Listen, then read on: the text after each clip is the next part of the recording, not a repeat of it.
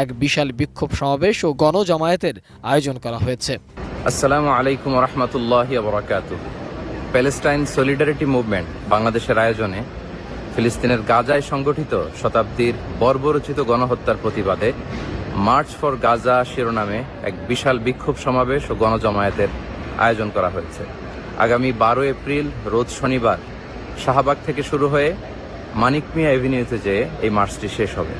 ইনশাআল্লাহ তাআলা আমি নিজে সশরীরে এই বিক্ষোভ সমাবেশে উপস্থিত থাকব এবং আপনারাও দলে দলে যোগদান করুন।